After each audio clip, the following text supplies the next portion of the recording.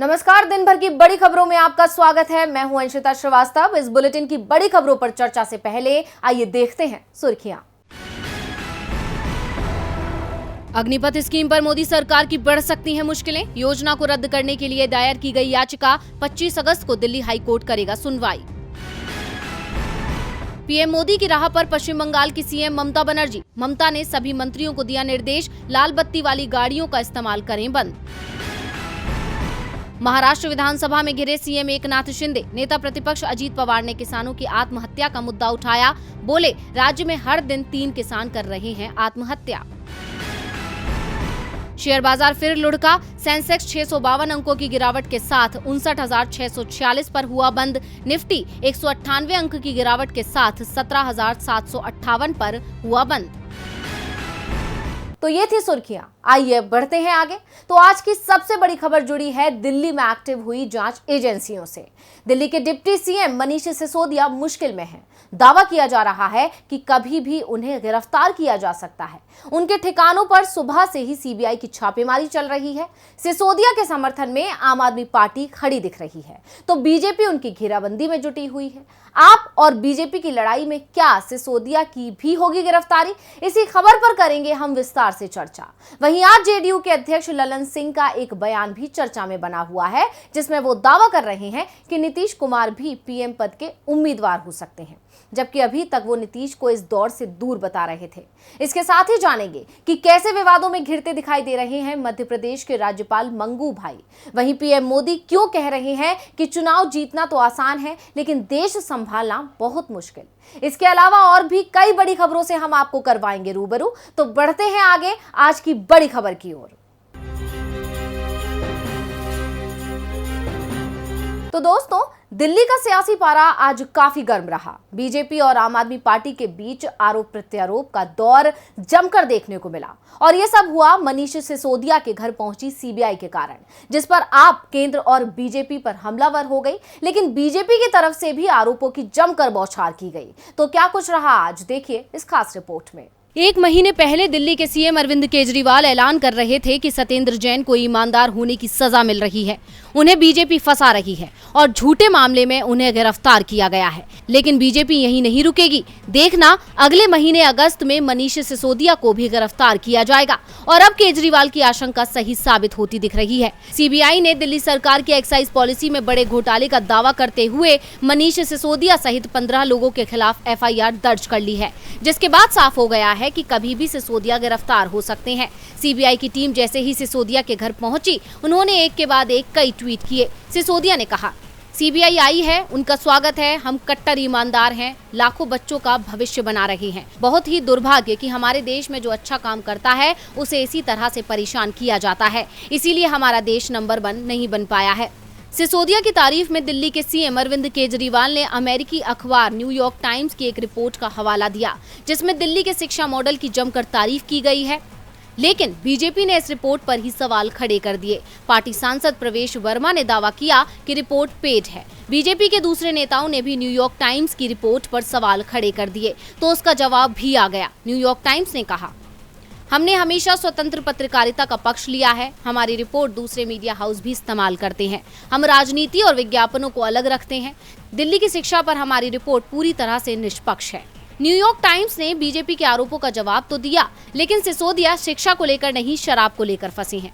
CBI की ओर से अहम सबूत मिलने का दावा किया जा रहा है। दावे ये भी हो रहे हैं कि पैसों का जमकर लेन देन हुआ है, जिसके बाद इस मामले में ईडी की एंट्री भी तय मानी जा रही है। सीबीआई के हाथ अहम सबूत लगने की बात कही जा रही है। तो आपका दावा है कि सिसोदिया के घर बच्चों की शिक्षा से जुड़े कुछ सामान मिल सकते हैं, शराब मामले से जुड़ा कुछ नहीं मिलेगा। आपका दावा है कि मोदी को केजरीवाल से खतरा है, इसलिए ये छापेमारी चल रही है। आपने छापेमारी के बीच केजरीवाल की पीएम उम्मीदवार का दावा ही कर दिया। दावा सिर्फ केजरीवाल की पीएम उम्मीदवार का नहीं हो रहा है। इस लाइन में बिहार के सीएम नीतीश कुमार भी बने हुए हैं, और अब तो उनकी पार्टी जेडीयू की ओर से भी साफ कर दिया गया है कि नीतीश भी इस दौड़ में है। और ये दावा किया है पार्टी अध्यक्ष ललन सिंह ने। तो क्या कहा है ललन सिंह ने, देखिए ये रिपोर्ट। 2024 में होने वाले लोकसभा में महागठबंधन बनेगा या नहीं, कौन कौन से दल इसमें शामिल होंगे, इन सवालों का जवाब अब तक नहीं मिल पाया है। लेकिन उससे पहले ही पीएम के चेहरे को लेकर अटकलें लगाई जा रही हैं। इस पद पर कभी ममता का चेहरा सामने आता है तो कभी शरद पवार का। वहीं दूसरी तरफ जब से बिहार में नीतीश कुमार ने महागठबंधन से दोस्ती की है, तब से उनका नाम भी रेस में आगे चल रहा है। इन कयासों के बीच जेडीयू अध्यक्ष लल्लन सिंह ने नीतीश के पीएम पद की दावेदारी को लेकर बड़ा बयान दिया है। उन्होंने कहा है कि नीतीश कुमार विपक्ष से प्रधानमंत्री पद के दावेदार नहीं हैं, लेकिन अगर अन्य दल चाहें तो वो विकल्प हो सकते हैं। लल्लन सिंह के इस बयान को जेडीयू की ओर से नीतीश के केंद्रीय राजनीति में अहम भूमिका निभाने का साफ संकेत माना जा रहा है। उनकी तरफ से संकेत दिए गए हैं कि नीतीश कुमार पीएम उम्मीदवार हो सकते हैं। पार्टी उनकी उम्मीदवारी को खारिज नहीं कर रही है।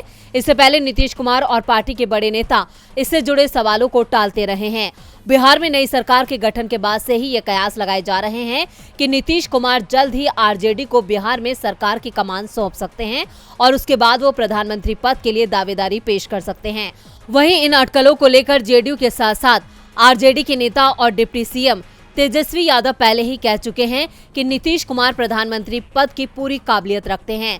अब दिग्गज तो नीतीश की दावेदारी की ताल ठोक रहे हैं, लेकिन ये तो आने वाला वक्त ही बताएगा कि विपक्ष की ओर से पीएम पद का उम्मीदवार कौन बनेगा। लल्लन सिंह ने खुलकर तो दावा नहीं किया, लेकिन संकेत दे दिया कि हाँ, नीतीश भी पीएम उम्मीदवार हैं।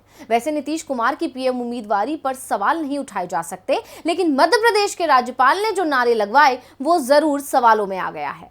सवाल पूछे जा रहे हैं कि क्या संवैधानिक पद पर बैठा कोई व्यक्ति इस तरह से नारेबाजी कर सकता है। इस नारेबाजी का एक वीडियो भी वायरल हो गया है। मध्य प्रदेश के राज्यपाल मंगू भाई पटेल विवादों में घिर गए हैं। एक सरकारी कार्यक्रम में मंगू भाई ने अपना भाषण शुरू करने से पहले लोगों से जय श्री राम का नारा लगवाया, और वो भी एक बार नहीं बल्कि 2-3 बार मंच से दोहराया, जिसके बाद से विवाद खड़ा हो गया है। सवाल पूछे जा रहे हैं कि संवैधानिक पद पर बैठा कोई व्यक्ति क्या सरकारी कार्यक्रम में धार्मिक नारेबाजी करा सकता है। दरअसल मध्य प्रदेश के राज्यपाल मंगू भाई आगर मालवा जिले के लहसुन गांव में आयोजित एक कार्यक्रम में शामिल हुए थे। राज्यपाल यहां हेल्थ कैंप, आंगनवाड़ी केंद्र और पीएम आवास योजना के तहत बने घरों को देखने आए थे। इस दौरान उन्होंने मंच से भाषण भी दिया और भाषण शुरू करने से पहले उन्होंने नारे भी लगवाए। जय श्री राम, जय श्री राम, जय श्री राम, जय श्री राम। कौन नहीं बोल, सिर्फ नारे ही नहीं लगवाया बल्कि ये भी कहा कि कौन नहीं बोल रहा है, यहाँ पर मुझे सब दिखाई दे रहा है। एमपी में सरकार भी बीजेपी की है और मंगू भाई पटेल भी राज्यपाल बनने से पहले बीजेपी नेता थे। जब पीएम मोदी गुजरात के सीएम थे उस समय मंगू भाई पटेल उनकी सरकार में मंत्री थे। ऐसे में सवाल उठ रहे हैं कि राज्यपाल की तरफ से धार्मिक नारे लगवाकर क्या बीजेपी को राजनीतिक फायदा पहुंचाने की कोशिश की जा रही है। मध्य प्रदेश में 1 साल बाद विधानसभा का चुनाव होना है। संवैधानिक पद पर बैठकर सरकारी कार्यक्रम में जय श्री राम के नारे लगवाना क्या जायज है। राज्यपाल चौतरफा घिरते दिख रहे हैं। वैसे घिरी हुई तो मोदी सरकार भी है। महंगाई, रोजगार और गिरती जीडीपी ने देश को मुश्किल में फंसा दिया है और मोदी सरकार की ये बेबसी नजर आई उनके ही बयान में। तो क्या बोल गए पीएम मोदी, जिसने दिए बेबसी के संकेत, देखेंगे इस रिपोर्ट में। पीएम मोदी कांग्रेस को घेरने का कोई मौका हाथ से नहीं जाने देना चाहते। हर घर जल इवेंट को संबोधित करते हुए पीएम मोदी ने कहा, जिन्हें देश की परवाह नहीं होती उन्हें देश का वर्तमान बने या बिगड़े इस बात से फर्क नहीं पड़ सकता। ऐसे लोग पानी के लिए बड़ी बड़ी बातें जरूर कर सकते हैं, लेकिन इसके लिए काम नहीं कर सकते। आजादी के अमृतकाल में जल सुरक्षा भारत की प्रगति के सामने चुनौती न बने, इसके लिए बीते 8 सालों से जल सुरक्षा पर विशेष फोकस किया गया है। उन्होंने कहा कि सरकार बना लेना आसान होता है, लेकिन बीजेपी ने राष्ट्र के निर्माण का रास्ता चुना है। पीएम मोदी ने कहा कि सरकार बनाने के लिए ज्यादा प्रयास नहीं करने पड़ते, लेकिन देश के निर्माण के लिए ऐसा करना पड़ता है। कठिन परिश्रम करना जरूरी है। पीएम मोदी ने विपक्षी दलों पर तंज कसते हुए कहा, जो लोग देश की चिंता नहीं करते वो उसके बारे में कुछ नहीं सोचते। वे लोग जनता से पानी को लेकर बड़े वादे कर सकते हैं, लेकिन उसके लिए विजन के तौर पर कुछ नहीं कर सकते। पीएम मोदी ने इस इवेंट को भी पूरी तरह से राजनीतिक बना दिया। विपक्षी दलों पर हमला बोलते हुए कहा था कि कुछ लोग देश में रेवड़ी कल्चर लाने की तैयारी में हैं। उनका इशारा सीएम अरविंद केजरीवाल की तरफ था। पीएम मोदी ने कहा कि देश की आर्थिक सुरक्षा के लिहाज से जल की चिंता करना भी जरूरी है। उन्होंने कहा कि बीते 8 सालों में हमारी सरकार ने जल के संरक्षण पर जोर दिया है। हमने देश के 10 करोड़ ग्रामीणों तक पानी की सुविधा पाइपलाइन से पहुंचाने में सफलता पाई है। उन्होंने कहा सभी के प्रयासों से सरकार को ये बड़ी सफलता मिली है। हमारा लक्ष्य है कि हर घर तक नल से जल पहुंचाया जाए।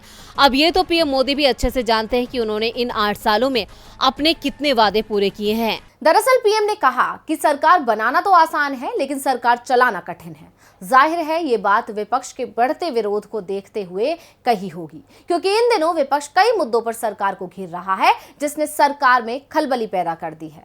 तो वहीं आज टीएमसी नेता सौगत राय के एक बयान ने भी बीजेपी में खलबली मचा दी, और ये बयान था बीजेपी नेता दिलीप घोष को लेकर। क्या बोल गए सौगत राय, देखिए रिपोर्ट।